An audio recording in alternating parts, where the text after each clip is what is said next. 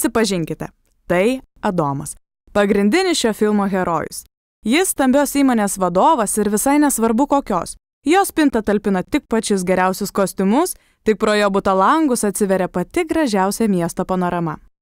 Tiesa, Adomas, kaip ir daugelis iš mūsų, perka tai, kas siūlo veidai iš mažytės TV dėžutės ar gražų žmonės iš blizgančių žurnalų viršelių.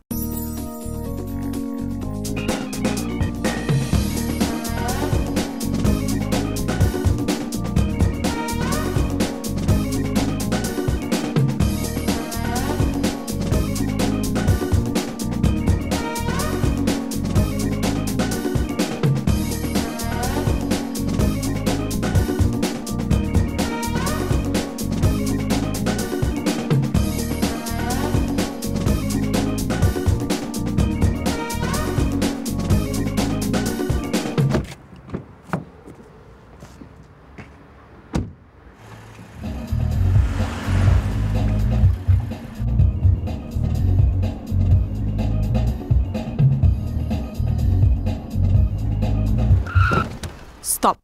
Ši dama geriausia Adomo bičiulė. Ji sudės visus taškus ant I, arba kitaip tariant, padės suvokti, kas yra atsakingas vartojimas, kaip ir su kuo jis valgomas. Autobusu važiuok, jeigu vairuoti nemoki. Čia žiūrėk, kur eini, ne? Tokį.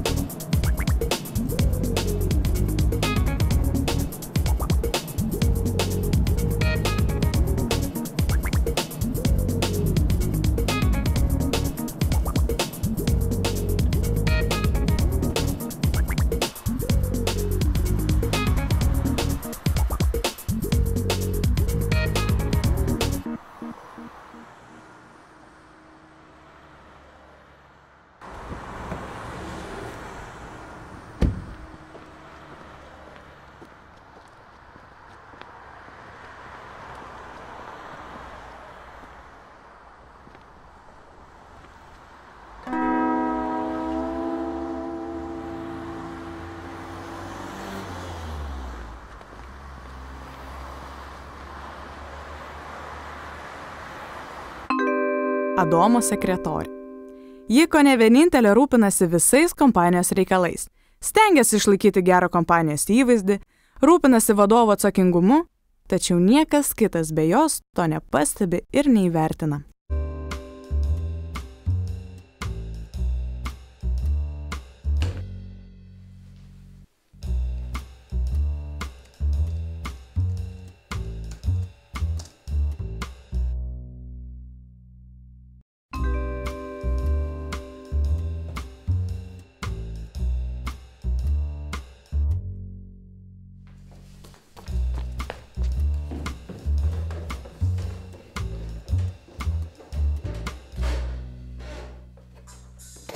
Agnė. Adomo patikėtinė. Ambicinga, arogantiška, pasitikinti savimi. Nevengia pasišaipyti iš tų, kurie mąsto kitaip negu ji ar Adomas.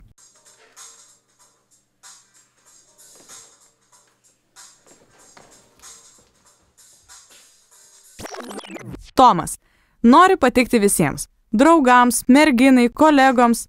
Domisi visomis madomis. Neišimtis ir atsakingas vartojimas. Tomas stengiasi keisti savo įpročius, tapti atsakingų vartotojų, tik ne visiems tokie vaikino pasikeitimai priimtini.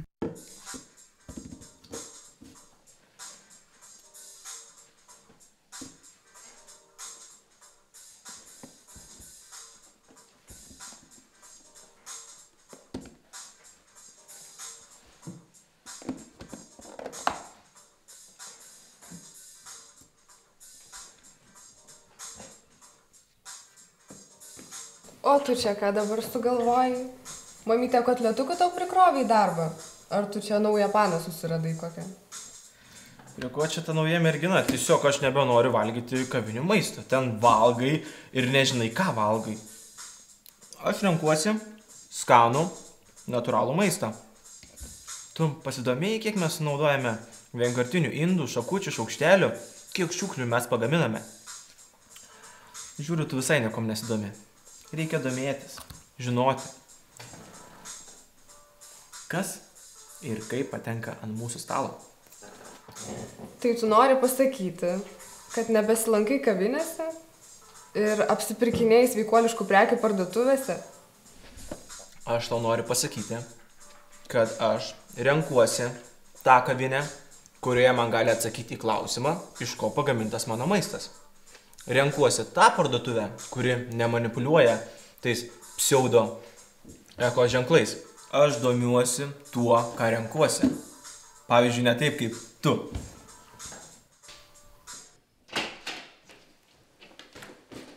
Labas rytas, direktoriau.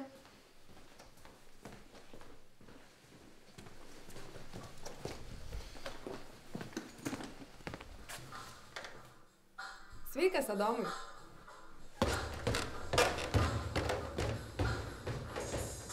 Klausyk, metam burtus. Kokius burtus?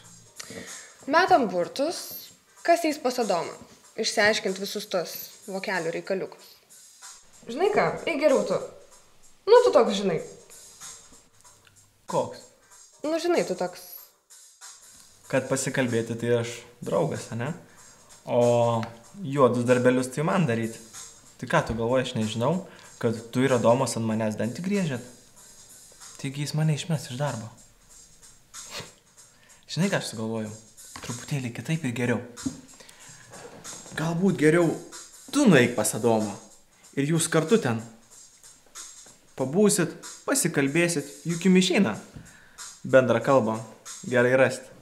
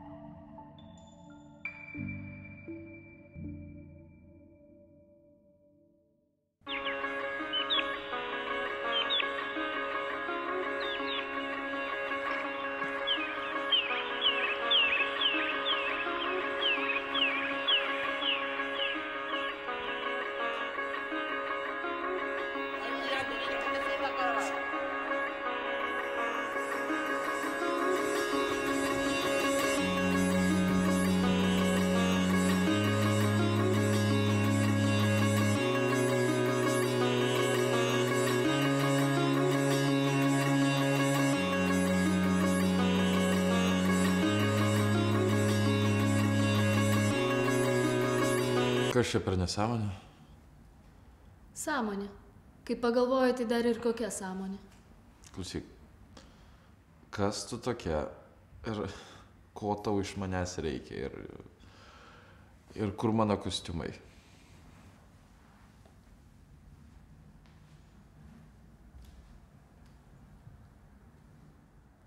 Jeigu nori, būsiu tavo Ieva. Aš parašiau pusryčius. Pavalgysim, susipažinsim. Ne, gal žinok, aš su tavim nelabai noriu pažinintis, tai ten duris. Nori, nenori, Adomai, bet reikia. Ok, kas pusryčiams?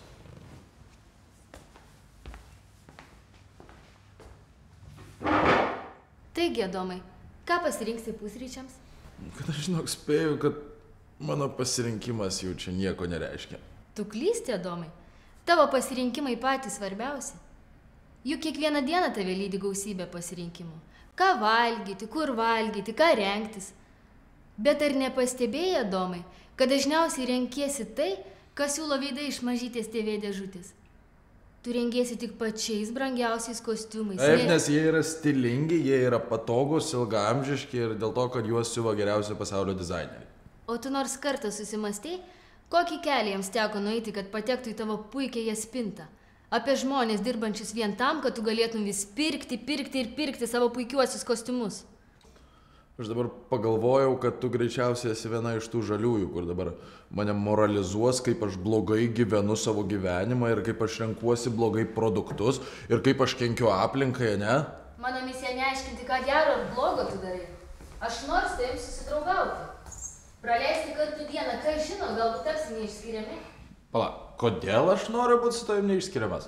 Nors tau ir sunku tai pripažinti, tačiau pats nekartą esi pagalvojęs, kaip glaudžiai tarpusavėje esame visi susiję. Girdi, kalbant apie atsakingą vartojimą, norėtum pats prisidėti prie gražesnio, geresnio pasaulio kūrimo, bet neįsivaizduoji nei kas tai yra, nei nuo ko pradėti. Ne, tu dabar sakai, kad jeigu aš noriu būti geras ir protingas, tai aš turiu pirkti vien tik tai lininius drabužius, po to važiuoti į trečio pasaulio šalis ir žiūrėti, ar pakankamai gauna jų siuvėjas, ne? Gal šiek tiek nemanai, kad į kraštutinumus esi linkusi? Į kraštutinumus šiuo atveju esi linkęs tu, Adomai. Būti atsakingu ir sąmoningu, tai nesuvyžom ir lininiu kostiumu po pievas lakstyti. Kiekvienas, pirkdamas prekę, daro įtaką dirbantiems žmonėms. Juk vieni turi puikias darbo sąlygas, o kiti. Taip jau išeina, Adomai, kad tavo pasirinkimas labai daug ką lemia. Ai tiesa, juk sutiksi, kad išjungti nenaudojimus elektros prietaisus nėra taip jau sudėtinga. Ok, taip. Aš dabar pradėsiu išjunginėti elektros prietaisus ir tada jau būsiu geras vartotojas, ne? Beje, kiekvieną kartą pirkti vandens tikrai nebūtina. O dabar ruoškis, pasivažinėsim.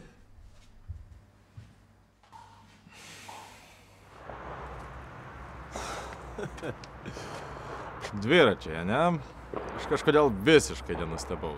Tipo sportas sveikata. Ne tik tai, o nauda aplinkai. Bent kartą gali automobilį išmainyti dviratį.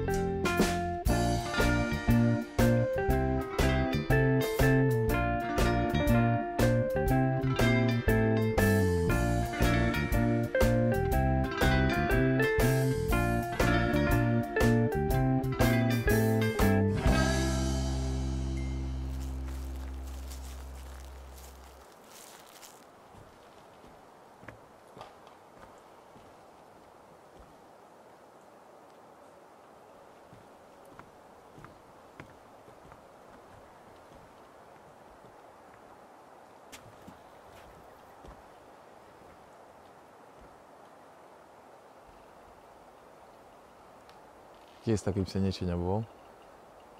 Pasirodo visai malonu atitraukti nuo miesto triukšmo. Žinai, gal ir yra dalykų, kuriais aš nesididžiuoju. Na, aš esu kompanijos vadovas ir tik ir turėčiau kurti gerą kompanijos įvaizdį, bet savo veiksmais, ko gero, nebuvau labai geras pavyzdys. Eini teisingų kelių. Dabar belieka įrodyti, kad gali būti sąžiningu ne tik prieš kitus, bet ir pats prieš save. O žinai, Pasirodo, kad tu visiškai kitokia, nei aš iš pradžių įsivaizdavau. Kad ir kaip tai skambėtų banaliai, bet man labai malonu su tavim susipažinti. Beje, tu dar neprisistatėjai. Koks tavo vardas? Lietuviškas ženklas Baltoji banga, kurį gali rasti ant prekių pakuočių, nurodo, kad įmonė prisiima atsakomybę atsakingai ir skaidriai vykdyti veiklą.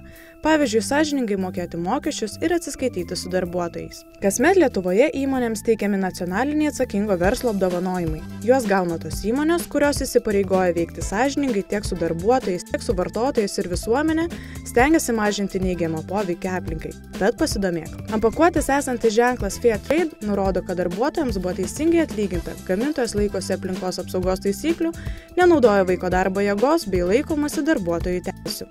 Gyva.lt iniciatyvos lipdukas ant kavinės durų pažymi, kad joje gali prašyti nemokamo vandens iš čiaupo. Kuo mažiau plastikinių buteliukų, tuo geriau aplinkai.